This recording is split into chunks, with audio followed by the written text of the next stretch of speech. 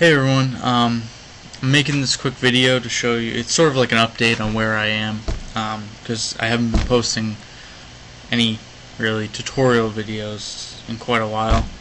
And the reason for that is because I've been really busy with college, trying to get a portfolio ready to try and get a job, basically.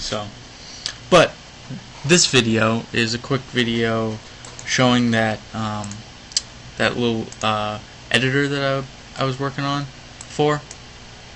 And I know usually I only post those short videos with music, and I don't really explain a lot of what really is going on. So I know some of you like to hear me talk. So what this is a GUI kit. This was made using a C++ GUI kit called WX widgets. So the main popular GUI kits are Qt. There's another way to say that, but I just say Qt.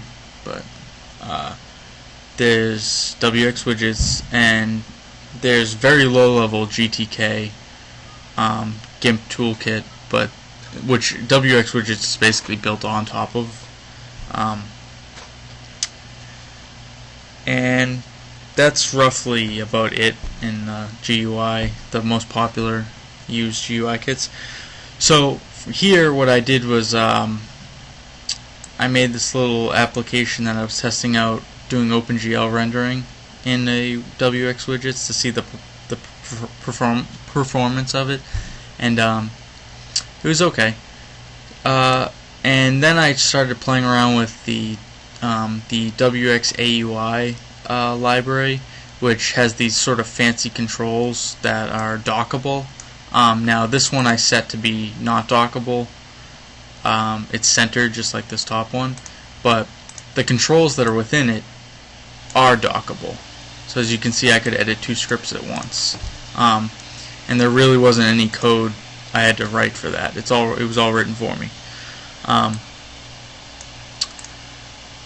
So this script editor I showed off in my last video is a script editor for Lua scripts. Now built underneath into the engine, I have a Lua engine class. So basically it has a Lua state machine, and it has functions that can execute a single expression, just sort of like a long script file that's just contained in text, or you can execute from a file. So that's that.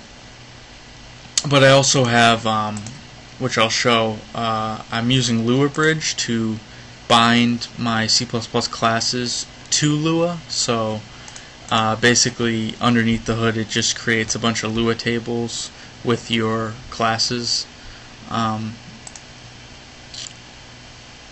So that's that. Now, updates from the last video where I showed that off.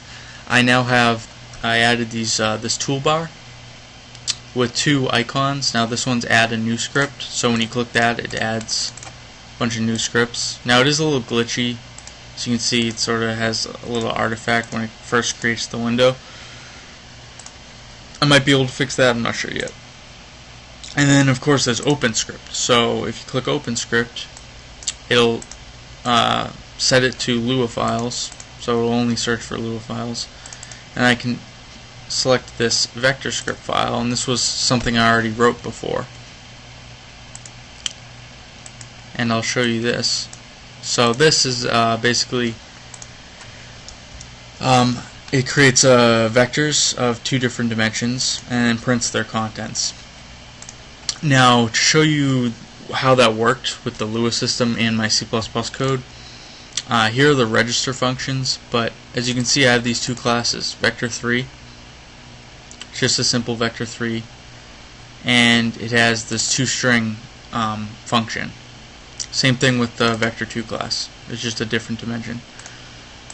Now in this Lua registers header, I have these static functions. This one register vector2, this one register vector3, and this one's just a register all, which inside I call the other two static functions. here's the Lua Bridge stuff. So Lua Bridge was written by someone, and it makes binding C++ code to Lua really easy. So you just do begin class, what type, class type, and then vector2, the name, add your constructors. Now you can only add one, you can only bind one unique constructor in addition to the default constructor. Or actually, I think you can only bind one in general. So that's kind of sucks, but because if you want to have classes have multiple constructors with different parameters, you can only have one. So you got to find a way to either have a version of your class that's only for the Lua binding. Yeah. Oh well. And then you just bind methods. So here I have these getters that I bound, and then the toString function that I added. So that was just for testing. Now if I were to run this,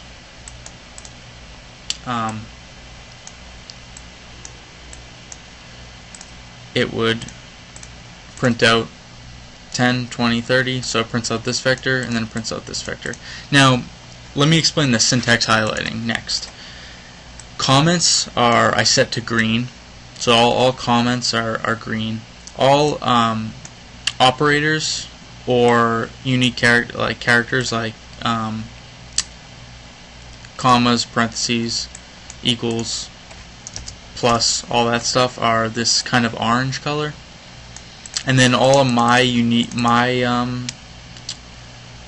things that I expose, so my class types, I colored this sort of bluish color. Now I'm playing around with these, and I'm probably going to make it some sort of color scheme that looks really good, but right now this seems fine, just for testing.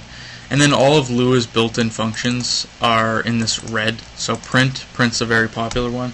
I made it this kind of hot red.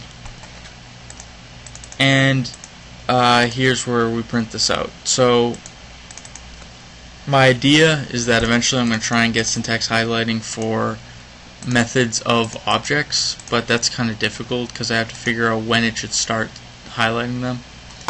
But other than that, that's it for that part. And you can, of course, I also have saving. So let's say I make a script, like I just type a bunch of random crap.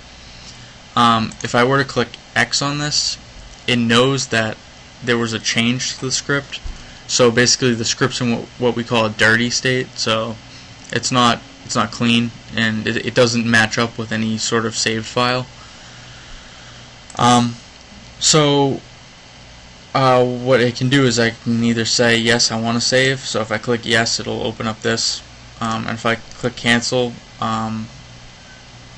it will actually, I should probably change that, but yeah, it just closed it. So you're going to lose all that work. Now I think it works for this one as well, but for ones I loaded in, yeah, it works. So do I want to save the changes? No, I don't. And it'll close. And you can also click cancel, and it'll keep it there. Now I'm going to add, of course, a save button up here, but I haven't added that yet because finding these icons that are that work well is difficult. But so that's about that. It for that. Now, put in the comment section if you think of any things that I should add to this. If you want me to do maybe a tutorial in WX widgets, doing GUI with C++. Now all of this was hand coded, so this entire thing, all of these menus, this was hand coded in. So there's no I'm not using any RAD tool, rapid application development environment. I'm just doing it by hand, and it doesn't take too long. It's actually better, I think, because you understand what you learn what the functions are doing, because it's not just automated for you. You have to call every single function, you have to pass in every single parameter, and you have to make your own event tables. So, I mean, that's it for this video. Thanks for watching. I'll have more on this soon, and more on the OpenGL tutorial series coming soon. I know a lot of you are waiting for that. I'm still having problems with my sprite batch.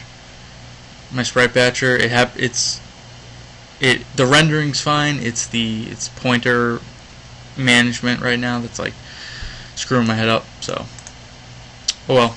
Thanks for watching, and stay tuned for more.